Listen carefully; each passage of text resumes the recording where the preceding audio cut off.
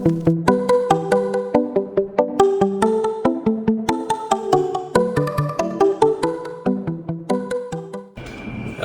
students. So we have a very interesting topic for today.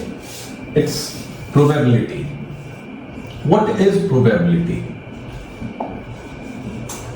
You must have heard, you may also be using, that it's highly probable that today we'll have a rain. Or you say, most likely I'm not going to pass the examination. Or you may say, it's highly probable that I'll top the examination. So what is the meaning of probable, most likely? It means that something is not certain, or there's a sense of uncertainty with the event. If we say that passing an examination or giving an examination is an event, then there's certain uncertainty with qualifying that examination. And then what we are left with? We are left with probability, whether we will pass or not. So whenever something is not certain, whether it will or it will not happen, then we have some sort of certainty or some sort of uncertainty into it. And there comes the topic of probability. In terms of mathematics, probability is a number between 0 and 1. So if we say P, it is less than equal to 0 and it is greater than equal to 0 and less than 1. So when we say that it's the probability of me passing the examination is 0.7, this means that out of 10, I have 7 chances of passing this examination. That is, there are 3 chances where I may fail. So this is probability in very, raw terms. We'll see this whole topic, go deep into it and understand this topic properly. Mathematically, we'll understand it mathematically, not philosophically. When you are studying this topic, there are prerequisites that you should be aware of them. First is, you should know set theory. When you study probability, set theory is exhaustively used. So you must be very familiar with set theory. And the second thing is, you should be very familiar with permutation and combination. So these are the 2 topics that are prerequisites for probability. On this channel, I have posted 2 videos on set theory and 1 on permutation and combination as foundation course for probability and statistics. So I advise you, if you are, if you have skipped the basics of these 2 topics, you should go to those videos and you should revise set theory and permutation and combination before starting probability. Or if still you are not able to understand it, then I have another channel for students of class 11th and 12th. So you can go to the description box and you can go to that channel where you can have detailed videos on set theory and permutation combination. You will find detailed videos on these things. You can go through. If you have forgotten or you didn't study properly these topics, so you should go there and study them well before entering probability. So let's start our course on probability. There are several terminologies which we use in probability. Maybe in general terms their meaning is different, but in probability we actually define them correctly. We define them mathematically for understanding probability. The first term that we will see is called experiment. What is an experiment? Any operation that has outcomes is called an experiment. For example, if I drop this pen from here, it will fall down. It has an outcome. If I just leave it, it will fall down. So this operation has an outcome. This is an experiment. I can toss a coin. A coin has 2 sides, head and tail. So if I toss a coin, either I'll get head or tail. There are 2 outcomes. That is an experiment. If I throw a dice, what is a dice? You use in Ludo, it has 6 faces. 1, 2, 3, 4, 5, 6. There are, you have dots, 1 dot, 2 dot, 3 dot. So when you throw, you get 3 or 4 or 5 or 6 from 1 to 6. So when you throw a dice, there are 6 outcomes. So these are experiments. But in probability, we are more or I should say, we are actually concerned with random experiments, not experiments. What are random experiments?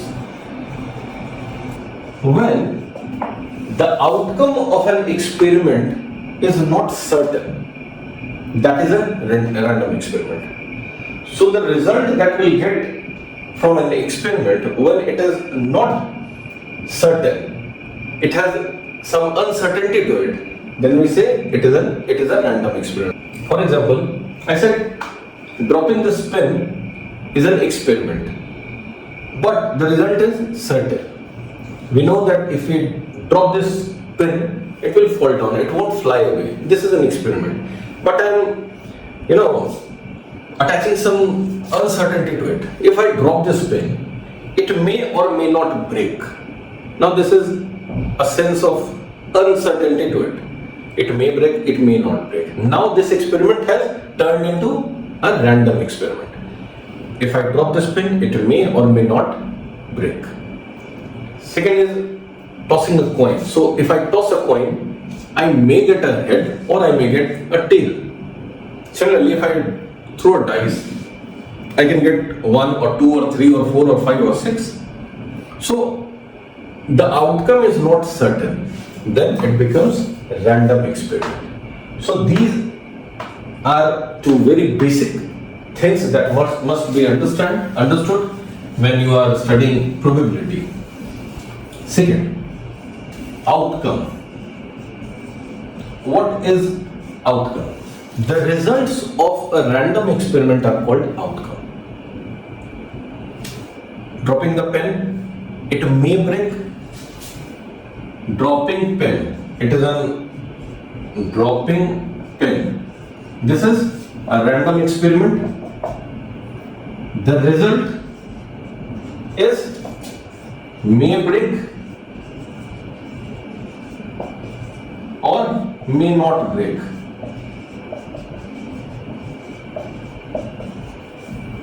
These two are called outcomes. Then tossing a coin. Tossing a coin. You may get a head or you may get tail. So these are outcomes. Similarly, getting 1, 2, 3, 4, 5 or 6, while when we throw a dice, are the outcomes of that random experiment. So this is outcome. Third is sample space and sample points. What are sample spaces and sample points? The set of all outcomes of a random experiment is called the sample space, denoted by S. What did I say? I said the set of all the outcomes of a random experiment is called sample space. That is, let's say our random experiment is tossing a coin. Tossing a coin. S will be, in set theory, either we have head or we have tail. So this is first outcome, this is second outcome. Now this has become element of a set, and that set is called sample space. The set which contains all the possible outcomes of a random experiment. Let's see another experiment. Throw a dice. Throwing a dice. What will be the sample space? 1, 2, 3, 4, 5 and 6. This is the sample space. 1, 2, 3, 4, 5, 6. You cannot get 7 when you throw a dice. These are the elements of the set which has been formed by putting all the outcomes of a random experiment. So this is called sample space. And each element inside the set, that is each outcome, is called the sample point. So getting a head, when you toss is a sample point and getting a tail is another sample point. So I think these things are very clear to you. Let us see some examples from book which will give clarity on this topic. There is a question. It says a boy has 3 coins in his pocket. Rupee 1 coin, rupee 2 coin and rupee 5 coin. These coins are in his pocket and he takes his hand inside the pocket and takes out 2 coins. What is the sample space? Let's see now. Sample space. So when he takes out 2 coins, first coin, if the first coin is 1, the second coin can be 2, or if the first coin is 1, the second coin could be 5. So this is the first 2 sample coins. Then if the first coin is 2, might be the second coin will be 1. Similarly 2 and 5. Then we can have the first coin is 5. He takes out the coin and the first coin is 5 and the next coin is 1 and then 5 and 2. So this is the set which contains all possible outcomes when 2 coins have been taken out of the pocket out of 3. So this is the sample space. Clear? Let's see another example, very fine example. It says there are, let's say, there are 4, or let's reduce the number. There are 3 black balls, 1, 2, 3, and 2 white balls. That is 1 and 2. We'll say this is white, W1, W2. This is black 1, black 2, black 3. So there are 5 balls, and we have a dice.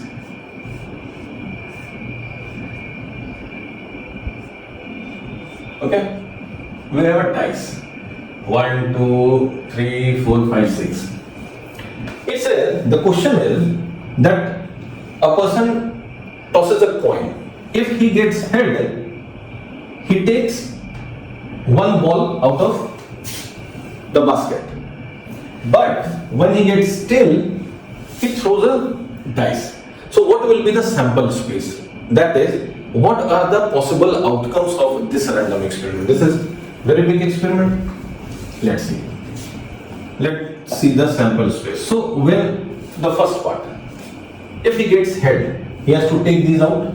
So with head, he might get this black 1, or he gets black 2, or he gets black 3, then he gets head, white 1, and finally he gets head, white 2. So these are the 5 possibilities that are possible when he gets a head. Next, if he gets tail, then what? If he gets tail, then he'll throw a dice. He might get 1, or tail and 2, tail and 3, tail and 4, tail and 5, tail and 6. So these are all the possible outcomes of this experiment. So the sample space has 5 plus 6, 11 total sample points. I think it's clear. If this is not clear to you, rewind back, go again and listen to the 2 examples so that things are very clear to you.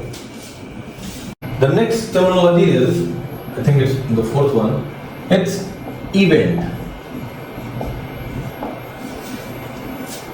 S is the sample space. Any subset of that sample space is an event. For example, let's understand with an example. If we throw a dice, the sample is 1, 2, 3, 4, 5 and 6. This is sample space. Let there be a set which has only the even numbers, that is 2, 4, 6. This is a subset of sample space. Now we can say an event of getting an even number when we throw a dice. that is one event. It will have three elements. Either we get 2, 4 or 6. This event is fulfilled. Next we can say B. An event of getting an odd number when we throw a dice. 1, 3, 5. This is another event. Or there can be a simple event. Let's say C. An event of getting 6. You have several privileges when you get 6 in Ludo. So this can be an event. So an event of getting 6. This is a subset of sample space. So this is event. Event is a subset of sample space. Now when you consider this, you easily understand that the sample space is the universal set for this experiment. What is the random experiment? The random experiment is throwing a dice. That is, the sample space is the universal set. And all other events are subsets. Then we have phi as a subset of all sets. Obviously phi is a subset of this. What is its meaning? Phi means the impossible event, that which cannot happen. For example, getting 7 when we throw a dice. This is phi. So phi means impossible event. S is the universal set. A, B, C, these are events. So I think this is clear to you. Let's see one more example to understand. If we throwing 2 coins,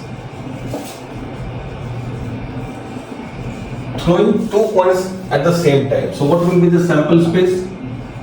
We may get head and tail. The first one is head and the second one is tail, or both are head, or the first one is tail and the second is head, or both tail. So there are 4 elements. An event can be having 2 heads. So let that event be A. So this is HH. This is an event.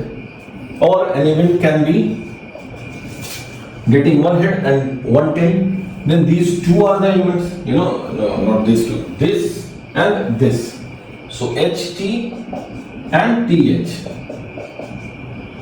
These 2. When we have these 2 as sample points, the event is of getting 1 head and 1 tail. So this is our sample space, event, sample points. There is one more concept. It's called complement event. What is complement event? We know that A complement is U minus A. You have studied this in your set theory. A dash is U minus A. So let's say the random experiment is tossing a coin. So when we toss a coin, what we get? The sample space, that is the universal set, is H or T. So if our set is an event of getting a head, then the complement of this set, that is A dash, what it will be? Tail. If we don't get head, we will get tail. Through set theory, this is sample space minus A, and that is B. B, which is getting tail. So this is complement of an event complement. Okay. So these are some basic terminologies. Let's see some more terminologies. Event A or B. These are events, or you can say these are sets. Event A or B means A union B. That is, the set A union B, in the set builder form, it can be written as an element X such that X belongs to A or X belongs to B. That is, either the element is in A or in B. So A union B. This you have studied in set theory. So when we say event A or B, for example, first A is HT and B is, let's say, something else AB. So what is A union B? It will be HTAB. So this is the set which is meant when we say event A or B. That is, all 4 sample points we have when we say event A or B. So if we have these two experiments, we can say event A or B means these four. We can get head, we can get tail, we can get A, we can get B. So this is the meaning of event A or B. And with that we have event A and B. What is that? That is A intersection B. That is, it has to be, the element has to be present in both A and B. That is the elements which are common to A and B. So if we say element A and B, this will mean A intersection B. That is, this is written as X such that X belongs to A and X belongs to B. So this is event A and B. There is another concept called mutually exclusive events. Mutually exclusive events. This is, two events are called mutually exclusive when occurrence of one makes sure that the second cannot happen. For example, we toss a coin. If we get head, we cannot get tail in that experiment. That is, head and tail, they are mutually exclusive.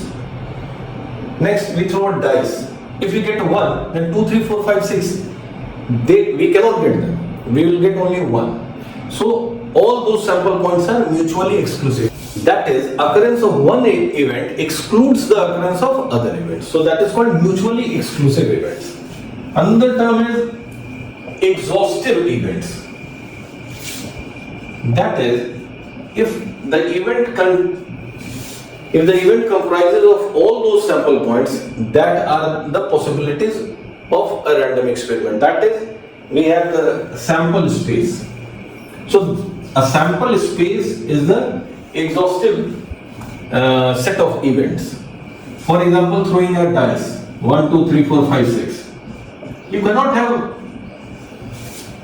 any other element than this when you throw a dice.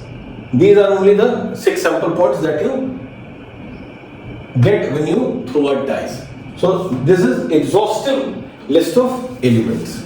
Let's see what is axiomatic approach to probability. Axioms means rules. Axiom means rule. So rule based approach to probability. So we have 3 such rules. The first rule says that, let's say Wi is an element of the sample space, then it lies between 0 and 1. Given Wi belongs to S, the sample space. So this is the first rule. Second is, if we add all the elements, if there are n elements in the sample space, if we add probabilities of all the elements P1, P2, P3 up to Pwn, this will be equal to 1. That is, in summation form we can write this as Pwi I equal to 1 to n. This is the meaning, equal to 1. And the third is that for an event A, the probability of that event, that is A, is given by summation Pwi. Now what is this Wi? This Wi belongs to A, the subset A. This was for subset S. This is for subset A. This was for sample space, sorry, the universal set. And this is for A. Okay, let's see an example to understand this. Let's say we have the sample space as 1, 2, 3, 4, 5, 6. That is, we throw a die or dice is the plural. So we throw a die. The sample space is 1, 2, 3, 4, 5, 6. The first axiom was that Pwi lies between 0 to 1. So if we say the probability of getting a 3, this will be between 0 and 1. 1 is certain, that is, this will happen. And 0 is 100% uncertain, that is, 3 won't come. So it lies between this and this. This is the meaning of the first example. Second is that PW1, PW2, PW, when we add it, it is equal to 1. So the meaning is probability of getting 1 plus probability of getting 2 plus probability of getting 3 plus probability of getting 4 plus probability of getting 5 plus probability of getting 6. These are all the sample points. This is equal to 1. This is the second rule. Third is, if we have a subset, let's say A, of getting even numbers, that is 2, 4, 6. If this is, then the probability of A is equal to summation PWI, that is probability of getting 2 plus probability of getting 4 plus probability of getting 6. So this is the meaning. In I give you the theory. This is what it means. Okay. We'll see probability of equally likely items. Let's say we have n number of items in a sample space, and the probability of getting the outcome is equally likely. That is, for example, we toss a coin. The probability of getting head and tail is equally likely. It's not that you will get 90% of the times you will get head. You can get head or tail. This is equally likely. Or you throw a die and you get 1 or 2 or 3. This is equally likely. It's not that you will get 1 most of the time. The probability of getting the chance of occurrence of each event is equally likely. So let's say we have n number of equally likely events. Then what we saw? We saw that the probability of getting 1 plus probability of getting 2 up to Pn, this is equal to 1. This is what we saw in our the theoretical part, the axioms. Now we say that P1, P2 up to Pn are equally likely events. So the probability of getting each event is same. Let's say it's P. So this will be P plus P n number of times, because we have n elements, n number of times. This will be equal to 1 from our definition. So P plus P up to n times. This will be n will be equal to 1. From here what we get? We get P is equal to 1 by n. So if we have n number of equally likely events, the probability of getting one event is 1 by n. We toss a coin. There are 2 events, that is n is equal to 2. So the chance of the probability of getting head is 1 by 2 and the probability of getting tail is 1 by 2. We have n equal to 6 when we throw a die, 1, 2, 3, 4, 5, 6. So the probability of getting 1, and they all are equally likely. So the probability of getting 1 is 1 by 6, probability of getting 2 is 1 by 6, and so on up to probability of getting 6. And so if you add all of them, P1 plus P2, this will be equal to 1. So this is the meaning of equally likely events. Now, if we have an event in the sample space, if the number of elements in the sample space is n, as we just saw, and the number of elements in, let's say, an event is m, that is, for example, we saw S was, let's say, head and tail, let's say H and T, toss a coin, and E is an event of getting a head. So let the number of elements be m. Then probability of E is given by m by n. That is, number of events favorable to E by total number of events. This is m by n. So if we have sample space equal to 1, 2, 3, 4, 5, 6, and the event is of getting an even number 2, 4, 6. So ns is, this is 3 and this is 6. So the probability of E is 3 by 6, that is 1 by 2. So it's 50% chance that when you throw a die, you will get an even number. Or it's 50% chance, 50% probability that if you throw a die, you will get an odd number. As simple as this. Okay? We have one very important formula. Probability of event A or B.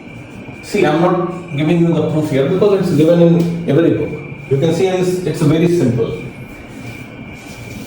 We have seen in set theory that if we have two sets A and B, this is the universal set, then number of elements in N A union B is equal to N A plus N B minus N A intersection B. Why? Because when we said A, it is this. When we said B, it is again this. So this portion, that is the A intersection B part, it comes twice. So we have to have a minus N A intersection B. The same is with probability. You can see the proof. I am giving you the statement which we will be using. So PA union B is probability of A plus probability of B minus probability of A intersection B. Learn this by heart. This is very useful formula. Then we have one more concept which is called probability of not A. If A is a set, then probability of not A, that is A bar. In set theory, we have seen that A bar means U minus A, universal set minus A. We toss a coin. So we say the probability of getting a head. We can say probability of not getting head. So what it will be? See, A dash plus A is U, and we have PA plus PA dash. Both, if this is A, this is U. So this is the probability of A and this is the probability of A dash. So this will be the probability of the universal set, the sample space, which will be equal to 1. Therefore, probability of not A is equal to 1 minus PA. This is very interesting. So if we say that probability of getting head when we toss a coin is half, then probability of not getting head is 1 minus 1 by 2, that is half. Or if we throw a die and the probability of getting 1 is 1 by 6, then probability of not getting 1 is 1 minus 1 by 6, that is 5 by 6. This is the meaning of this. Now finally we see statistical or what we call empirical definition of probability. What is it? You must understand. If a random experiment is done n number of times, n, which is very large number of times, like we toss a coin a billion number of times, and the probability, and we get a certain outcome r number of times. That is, we toss a coin and we toss a coin 1 billion times and we get 500 million times we get head. That is, we do the experiment n number of times and the outcome we get r number of times, whichever is the desired outcome. Then probability, this is the event of getting, we get r number of times the event E. Then probability of E is given by r by n, where this is a limit, that is limit n tends to infinity. This is the statistical definition of probability. Now let's see some examples to understand probability properly.